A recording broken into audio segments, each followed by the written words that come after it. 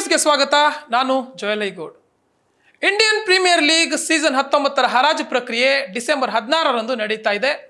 ಅಬುಧಾಬಿಯ ಇತಿಹಾದ್ ಅರೆನಾದಲ್ಲಿ ನಡೆಯಲಿರುವ ಈ ಮಿನಿ ಆಕ್ಷನ್ನಲ್ಲಿ ಒಟ್ಟು 350 ಆಟಗಾರರ ಹೆಸರು ಕಾಣಿಸಿಕೊಳ್ಳಲಿದೆ.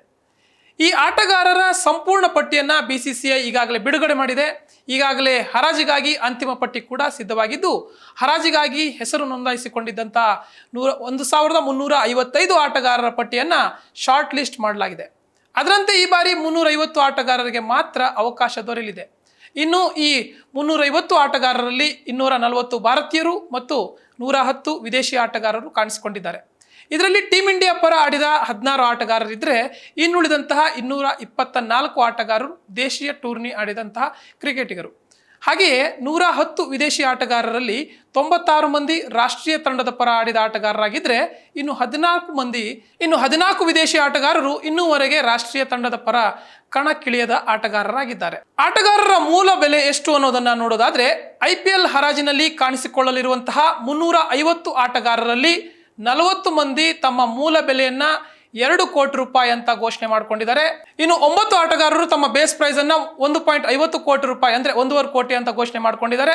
ಹಾಗೆಯೇ 4 ಆಟಗಾರರು 1.25 ಕೋಟಿ ರೂಪಾಯಿ ಮೂಲ ಬೆಲೆ ಘೋಷಣೆ ಮಾಡಿಕೊಂಡಿದ್ರೆ 17 ಆಟಗಾರರು 1 ಕೋಟಿ ರೂಪಾಯಿ ಬೆಲೆಯೊಂದಿಗೆ ಕಾಣಿಸಿಕೊಳ್ತಾ ಇದ್ದಾರೆ. 42 ಆಟಗಾರರು ತಮ್ಮ ಆರಂಭಿಕ ಬೆಲೆಯನ್ನ 75 ಲಕ್ಷ ರೂಪಾಯಿ ಅಂತ ತಿಳಿಸಿದ್ರೆ 50 ಲಕ್ಷ ಮೂಲ ಬೆಲೆಯ ಹೊಂದಿರುವಂಥ ಆಟಗಾರರು 4 ಜನ ಇದ್ದಾರೆ. 40 ಲಕ್ಷ ರೂಪಾಯಿ ಮೂಲ ಬೆಲೆ ಘೋಷಿಸಿಕೊಂಡಿರುವಂಥ ಆಟಗಾರರು 7 ಜನ ಇದ್ದಾರೆ.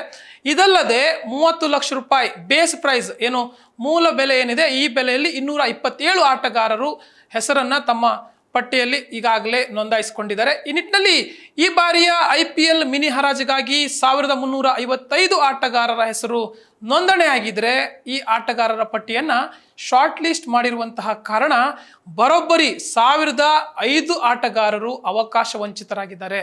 ಹಾಗಿದ್ರೆ ಈ ಬಾರಿ ಎಷ್ಟು ಆಟಗಾರರಿಗೆ ಯಾವುದಾದ್ರೂ ಒಂದು ತಂಡ ಸೇರ್ಕೊಳ್ಳುವಂತ ಅವಕಾಶ ಸಿಗ್ಬೋದು ಅಂತ ನೋಡೋದಾದ್ರೆ, ಈ ಬಾರಿ ನಡೆಯುವುದು ಮಿನಿ ಹರಾಜು ಆಗಿರುವಂತಹ ಕಾರಣ ಕೆಲವು ಆಟಗಾರರಿಗೆ ಮಾತ್ರ ಅವಕಾಶ ದೊರೀತಾ ಇದೆ. ಅಂದ್ರೆ 10 ಫ್ರಾಂಚೈಸಿಗಳಲ್ಲಿ ಖಾಲಿ ಇರುವಂತಹ ಒಟ್ಟು ಸ್ಥಾನಗಳ ಸಂಖ್ಯೆ 77.